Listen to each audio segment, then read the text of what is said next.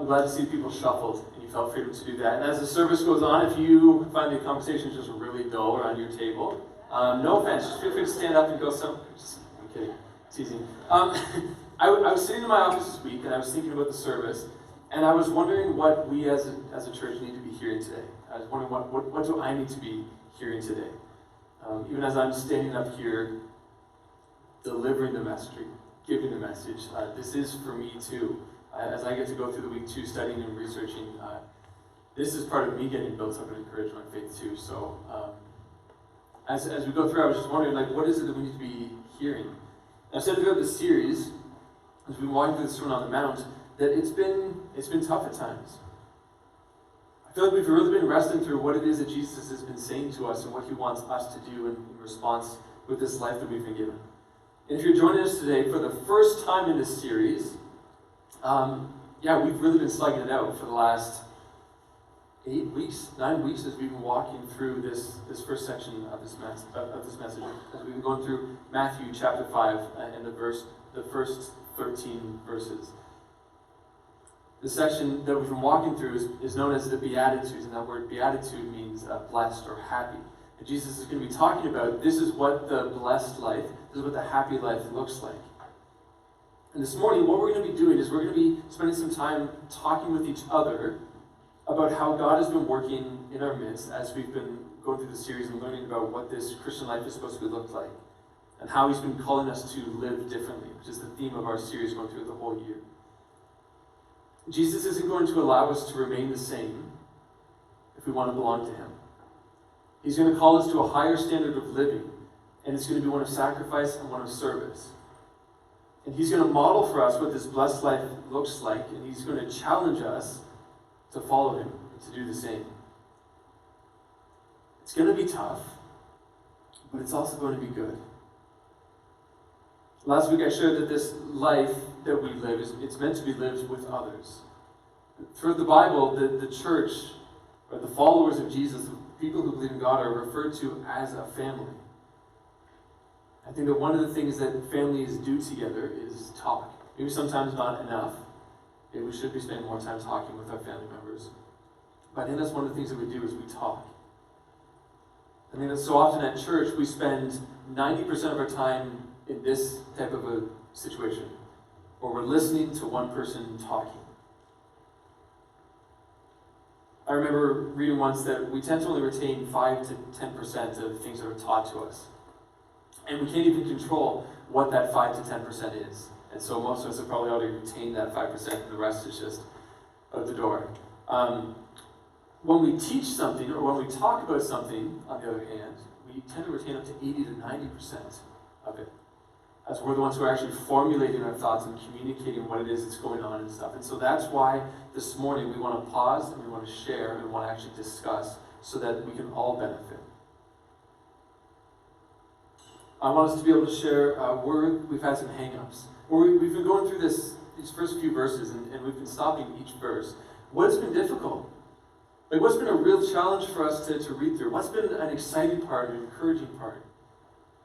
Where have you wrestled? Where have you been feeling that God has actually been calling you as an individual, or maybe as a church? Where do you feel that God has been calling you in your walk?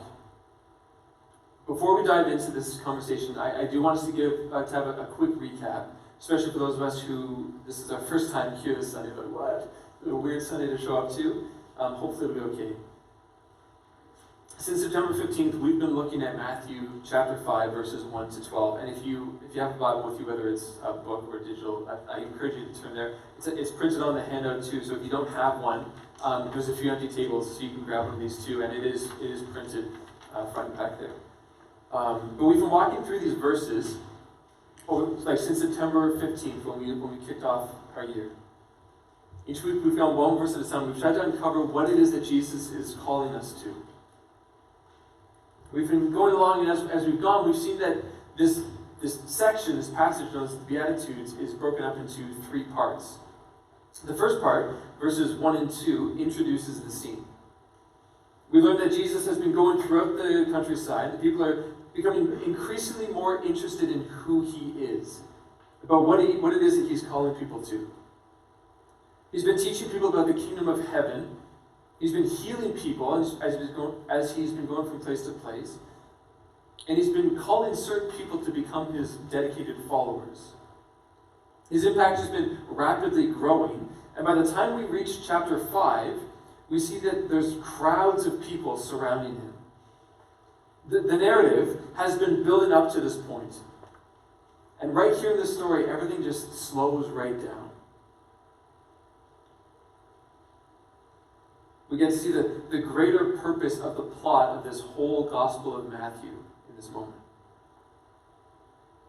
As a reader, we are curious and feel the suspense as this scene arrives.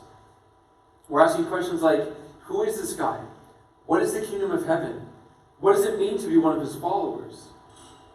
And with so much anticipation, the narrative halts. We are given a lengthy passage where Jesus speaks to his disciples. And what I want to acknowledge right now is something something about how the Bible is written.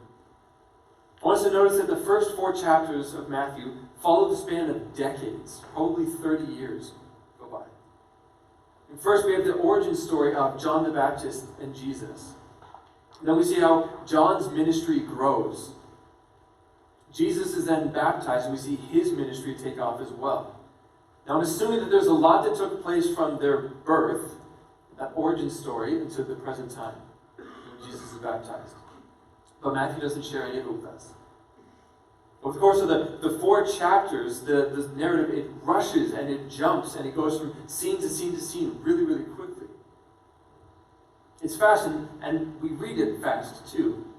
We tend to just gloss over decades of time, just skipping through it, assuming that these things happen one day after another. But in chapter 5, Matthew slams on the brakes, and I think that we should too.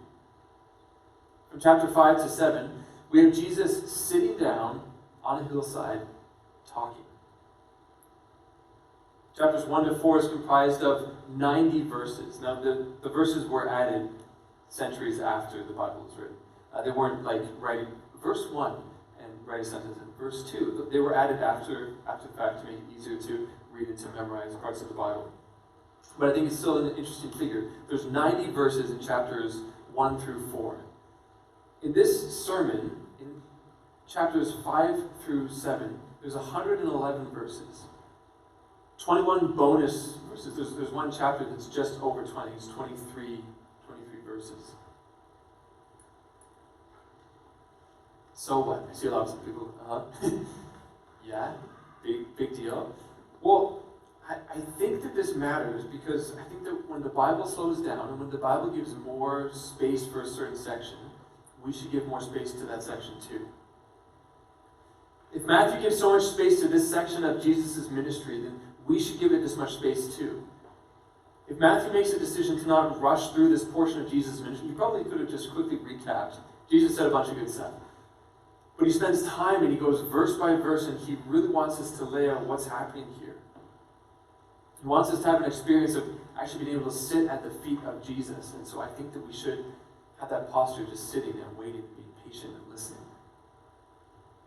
So as we sit at the feet of Jesus, we hear him beginning to speak about the blessed life. He tells the people who are willing to listen to him how they can choose to live in his kingdom.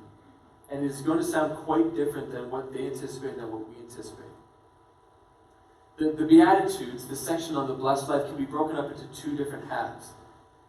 And each one of them having 4 Beatitudes or 4 verses about the blessed life attached to it. In the first section, in verses 3 to 6, we come to see that for us to enter the kingdom of heaven, there has to be an internal transformation and an internal change within each and every one of us. Jesus says that unless we understand our poverty of spirit, we cannot enter the kingdom of heaven. But that means that unless we understand that all of us are completely destitute spiritually, he cannot help us. If we try to come to God to show him how good we are, it means that we don't understand who we are, or more importantly, we don't understand who God is. If we truly understood holiness and the holiness of God, we would never come to him with anything other than a bowed heart, humbly on our knees. And I think this is why Jesus begins this section like he does. Blessed are the people who acknowledge that it is only because God saves us that any of us stand a chance, and that there's nothing that I can bring to the table that can earn my salvation. Our world says to be proud and self-sufficient. Jesus says, blessed are the poor in spirit. We come to God on our knees or not at all. This posture of humility, it leads me to mourning. Mourning my own sinfulness, as well as the sinfulness of the world that I see all around me. And that sinfulness, as we discussed, isn't initially the bad things that we do in life, but the condition that we're born with. That's a part of us. It's inside every single one of us that we're all impacted by. We have a fatal disease that can only be healed through faith in Jesus. As we allow Jesus to heal us from our sin condition, singular, that our sin condition, that fatal disease that's within every one of us, as we allow Jesus to heal us from that sin condition, we find that our sins, plural, become less and less. As we begin living a life of following Jesus, and as we begin to see our sins diminish, we learn to mourn over the sins we do commit and the sins that we see happening all around us. Our world says, don't worry about your sin. Don't take your sin or the sin of the world seriously. Laugh at it. Enjoy it. Jesus says that you'll be blessed if you cultivate a spirit of mourning and sobriety, letting your heart be broken over the things that break the heart of God. Through the ability to mourn for the sins of the world and for our own sins comes a posture of humility that allows us to live meekly in all circumstances. We are not aggressive, but gentle. The meek person is able to see themselves as God sees them, as well as how other people see them too. The meek person can hear rebuke and correction and accept it humbly before God. A proud person might be humble before God, but dare someone else point out sin in their life, they will just attack that. They'll say, no, I'm not like that. I'm not a bad person like that. Our world says to stand up for yourself, to look out for number one, to demand your rights and to pursue power.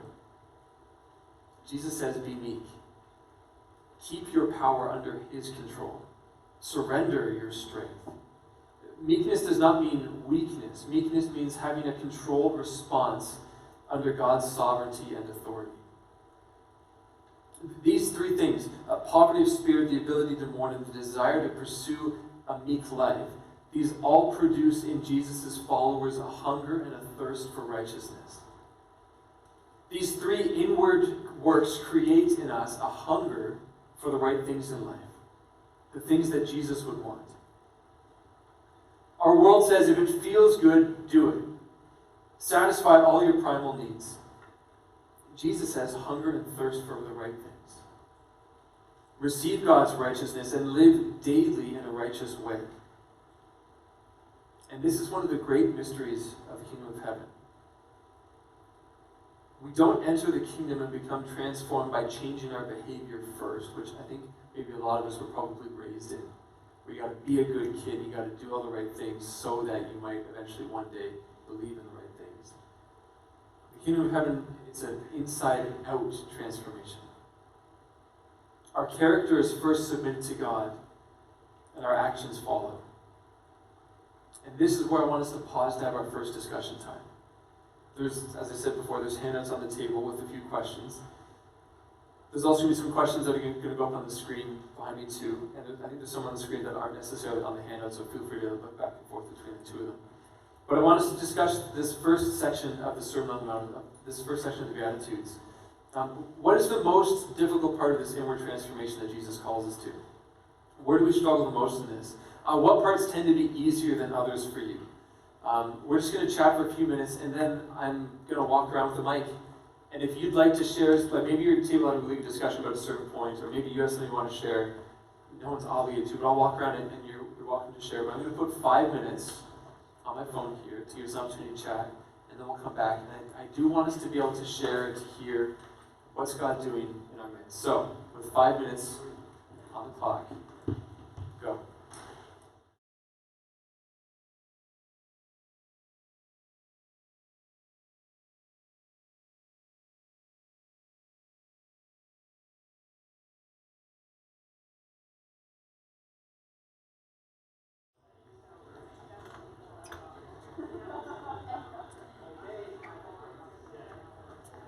let's regroup here. I got a mic, and I do think our table had the best conversation, so we don't necessarily need to go there first. But well, does any group? Sorry, what was the first one there? Poverty. Sorry, humility. Does any group want? Does someone that wants to share? Like, what jumped off? What was the conversation focused around your table?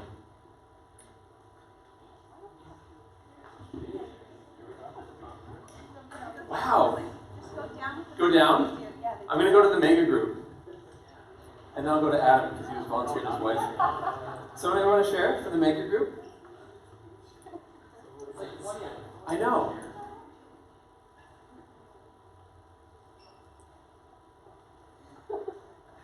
We talked about how God seems to put people in our lives repeatedly to challenge us so that we can act like Jesus, we can show humility. And maybe for some of us it's getting rid of our past behaviors that would respond with anger or irritation rather than the love of Jesus. That wasn't too hard. I should have had prizes. Anyone else? That's what a good group leader does, though. You steal other people's thoughts. Someone else want to share? Yeah?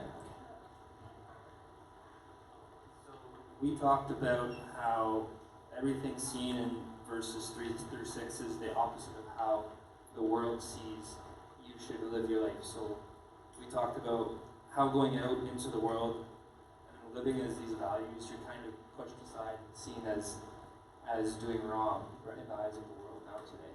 So it's kind of hard to live those standards when you approach someone with that idea and they push you away.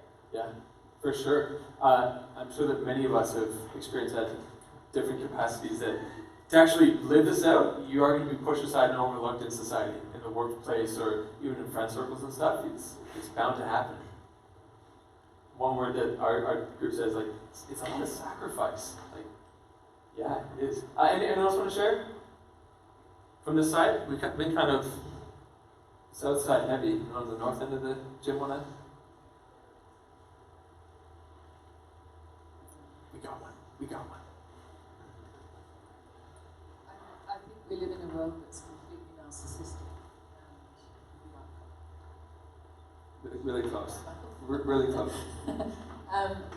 We're surrounded by narcissism on every single level, and so we have to be exactly the opposite of that.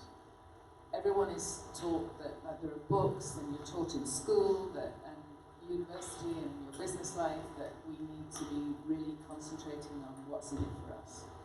That people now don't do anything unless it's, well, what's in it for me? And that's exactly the opposite of how Jesus wants us to behave. We need to be humble and we need to look outward. All right, so who's encouraged now? This Christian life, in a lot of ways, it is really tough. And I don't want to assume that everyone who's here this morning is a Christian, who's actually said, yeah, I want to follow Jesus. I'm bought in, I'm sold out. I don't want to assume that. But I added a question on the screen that wasn't on our handouts, but it says, like, what part of this first section makes it difficult to become a Christian? Because there's going to be hurdles here and obstacles where people are going to be like, you know what? I don't think so. I don't want to sign off on that. Like, that doesn't sound right to me. Probably doesn't sound right, and that's probably good. But Jesus wants us to enter in, and He says that this is what the blessed life, the good life, is going to look like. We're gonna, if you want to turn your chair, you're welcome to, because I'm gonna recap the second half now, and then we'll dive into our second conversation. By the way, there's glasses, there's water and stuff, because we're not used to talking on a Sunday morning, so if you're feeling a little parched, feel free to have some water there.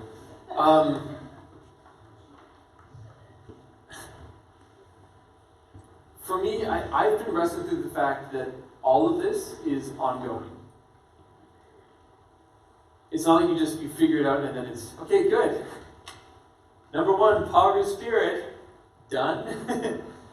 Mourning, holla. No, it's like, it's an ongoing thing that's going to continue happening throughout your whole life. I think that I get into seasons in my life where I act as if I've arrived. like my growing is done and I'm able to just like coast now because I've actually figured everything out. When I read and then reread and continue rereading through this section and through other parts of the Bible, I'm again reminded that this Christian life is an ongoing one. It's one of a pursuit of holiness that continues for the rest of our life. I have to remember that I am still poor, even if I've been a Christian for some 15 years. I have to hold this posture of mourning sin. So what happens when I don't? Am I living a meek life? Would I welcome the correction of someone else if they saw something in my life that needed to be corrected? Would I welcome that correction? Or would I go off the rails and try to push back and puff up my pride? I mentioned this one last week, but sometimes I feel as if my life is so full that I don't have that hunger or that thirst for righteousness. I have so many things going on in my life, and I said it's not like they're bad things, they're good things, they're just the things that happen in life. But I prioritize those things often, and then I don't have a hunger or a thirst for righteousness because I'm too tired and too busy. This is for me, this isn't for you. If you feel a little bit of this too, you're welcome to. But why do I still tend to just watch Netflix when I have downtime rather than spending some time in prayer or reading the Bible? Watching TV isn't bad, but if it's a regular pattern in my life of prioritizing that instead of time with God, well then maybe there's something in my life that I have to uproot. So why don't I? This is difficult work sitting at the feet of Jesus through this sermon. I can't imagine actually sitting there for the first time, people just nudging each other like, ooh, who's able to follow this guy? But he's going to force us to question the day-to-day things that we do. And I think that's because it's in the day-to-day life where we demonstrate which kingdom we belong to. Because here's the thing, our impact in the world is going to be made in the face-to-face interactions that we have with people. It's the individual who chooses to live a life devoted to Jesus, who then leads someone else to Jesus, and who teaches that person to then go and do likewise, who's going to change the world. If we challenge one person to create a follower, who then creates a follower, who then creates a follower, and so on, and put that person up against a group of 10,000 churches, each one tasked with creating 1,000 followers each and every year, the individual will win. I've used this illustration before, just a few months ago. In this situation, a group of 10,000 churches adding 1,000 people each year, it will take them over 600 years to reach the whole world. And that's assuming a zero population growth. The individual who adds a person, who then teaches that person to add a person, and to just share this life of being like Christ with people, and then they choose, I want to follow Jesus as well. That person will reach 8.5 billion people in 33 years through their impact, through that exponential growth. That's the power of an individual person choosing to live a life sold out for Jesus. And it's right here in this second half where Jesus starts to talk about it in the Beatitudes. How do we actually go about living our life? Now that this inward transformation has happened, what does that actually look like? The first half of the Beatitudes is focused on the inward transformation of character that takes place. The second half is focused on the outward reality of that character lived out. Jesus will say that his followers must be merciful. The overflow of righteousness we hunger and thirst for is choosing to show mercy to other people. We talked about this and the tension that grows from this because so often people don't deserve mercy from us. But we didn't deserve it from God either. And yet that's exactly what he showed to us. The follower of Jesus recognizes their special position of being forgiven by God and chooses to live mercifully with other people. From this desire to show mercy comes the ability to live out the purity of heart that comes from being forgiven and restored by Jesus. Purity is an ongoing process in life. It's a process that we call sanctification in the church. We can think about both positional sanctification as well as ongoing sanctification. Positional points to the fact that in the moment we come to faith in Jesus, the moment when we believe, when we say, God, I want to be saved, I want to follow you, Jesus, I want to live a life in your kingdom would you save me? In that moment, we are made holy before God. We are perfect. And yet, we still need a lot of help along the way because we all make mistakes. And that's where that ongoing sanctification comes in, where we choose to yield ourselves to the Holy Spirit and ask Him to change us from the inside out. And that's a process that takes years. This will result in living pure and holy lives as a result of the hungering and the thirsting for righteousness that we have. Our world says to open your heart up to everything and anything. Jesus says to keep your heart pure and holy. And through all of this, we choose to be people who go about making peace. That doesn't mean that we are people who are necessarily always pacifists and choose to say no to war, though it may include that. But more specifically, it means that in our day-to-day life and in our day-to-day dealings with people, we're going to choose peace rather than conflict. In your marriage, in your place of work, on your street, your sports team, in your classroom, and on it goes. Wherever it is that you interact with other people, if you're a follower of Jesus, you are going to choose to be a peacemaker. You will choose to not hold grudges. You will be quick, like immediate, to extend forgiveness. You will mirror Jesus in choosing to bring people together in reconciliation, no matter the cost. Our world will say, fight for your rights. Eye for an eye. Jesus says, help people to be reconciled to God and to one another. Jesus says that this is how we live out this righteousness that we hunger and thirst for. And back in verse 6 it says that they will be filled. As you hunger and thirst for it, you will be filled. And that overflowing is lived out in these ways. We are merciful. We pursue purity. We make peace. And because of this, we will be persecuted. Persecution comes because the gospel is offensive and it sheds light on the darkness in the world. And when that darkness is exposed, it feels like we're attacking individuals rather than wanting to help. We are stubborn and we don't want to change. But if we want to belong to Jesus and to His kingdom, we have to. And not everyone is willing to sign up for that.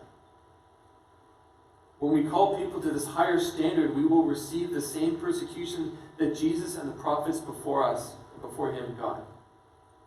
The world tells us to avoid pain at all costs, to try to just blend in, don't be different.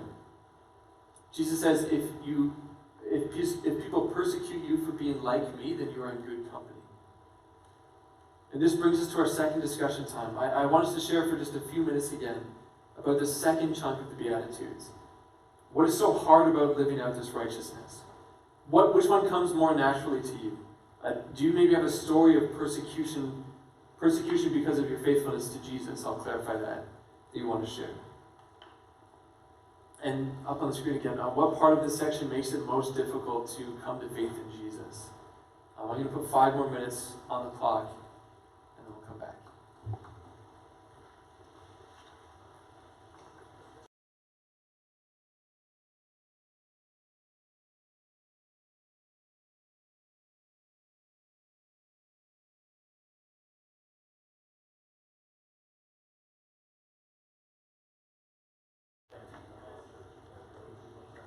Okay, pencils down.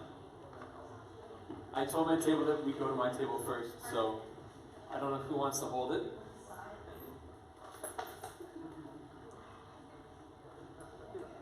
Would you like to share? We had a good conversation. It was the question about which one comes most naturally to you, and then we talked about the flip side, like which one's most difficult, and I thought you had a good comment. Yeah, so looking at verse 11, most difficult for me. So, when people insult you and say mean things about you and lie about you and do evil against you, you should rejoice and be glad. Yeah, that's tough. We talk about, like, it's not just a deal with it, it's a rejoice. Like, yeah, okay, thanks, Jesus. Anyone else want to share something from your discussion on your table? Oh, Arthur's pointing at someone so he gets to talk. Hi, good morning, everyone. Which one's mine? I think applying being kind to unkind person, especially in the situation like you're trying to show being kind to someone, and then this person really attacking you in what way that ruin your day. Mm-hmm. So I think that's the most challenging part for everyone, especially for me. Yeah. Last one. How often do you get to hold a microphone? Come on, this is exciting stuff. Okay, cool. Well, I hope your discussions on your tables were fruitful, and I hope that for some of us we'll take these conversations with us to lunch or to home to talk about, okay, like what does this actually mean for us as a family? Like, how are we actually gonna live this stuff out? What I think I want to come away from this series with is remember that we're called to live differently. If we're going to belong to the kingdom of heaven, then it makes sense that it will look different than the kingdom of the earth. Is it tough to exercise resolve to choose the kingdom of heaven? Yeah. Is it impossible? No, it isn't. God has promised to walk with us and to equip us through the power of the Holy Spirit to pursue righteousness and to live it out. Our aim is perfection. Like the bar is through the roof. Like that's our aim. And as Jesus will say at the end of this sermon, if we listen to his words and if we try to live this out, then we will be those wise people. I think that if we want a chance at doing this Christianity thing, it means that we have to do it together. We have to do it with others. It has to be around circles, not in rows. We have to be able to talk with one another about what's going on in our life and about where God's challenging us and where we're actually really struggling so that people can be helping us. Not in a condemning way of saying that you need to be doing better, but how can I help you to do this? Hopefully this morning was helpful for you to share and to hear from others about what it looks like to live this different life. And my encouragement to all of us is to keep doing it. If you're not in a small group yet, this is what it could look like. People trying to work out this Christianity thing, what does it actually look like? Talking through questions just like this. And in the new year, we're hoping to be spending some time talking through a lot of these different topics that Jesus is going to talk about. Just to give us a little snippet here, reading just the subtitles. We're going to talk about murder. We're going to talk about adultery, divorce, oaths, eye for an eye, loving enemies. We're going to talk about some really difficult things that Jesus is going to say. We're going to say, well, I've never killed anyone. He's going to say, have you hated somebody?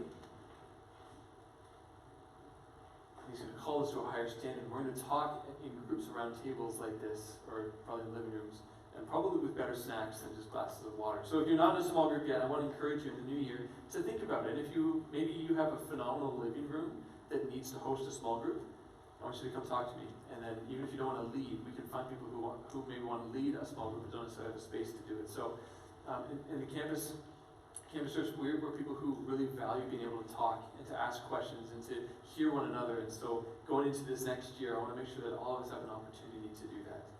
We have groups that meet Monday through Wednesday, and so I'd love to get one this Thursday. No one wants to meet on a Friday night, but if you do, maybe you want to do that too. But come talk to me, or on one of the connection cards, write down your name if you're interested, and give it to myself or put it in one of the baskets as you leave. But we want to continue to have our groups meeting and to be able to build up and encourage one another as we go. So as we wrap up, I do want to call the team to come back up here to lead us in some closing songs. And as we do, I'd just like to pray for us and ask that Jesus would help us with this live different things. So would you pray? Our God, we thank you that you have called us to live this different life. And yet we really wrestle because it's tough. It doesn't come naturally, and the world around us is gonna push against it, and it is gonna cause us to take a stand. And so that's gonna put us in a vulnerable place, God. And I pray that you would help us when we find ourselves in those places where the persecution is coming, God. I pray that you would help us to have that resolve to continue to pursue the kingdom of heaven. So God, I ask that as a church and as a family, you would equip us with everything we need to pursue that. And we pray this all in Jesus' name.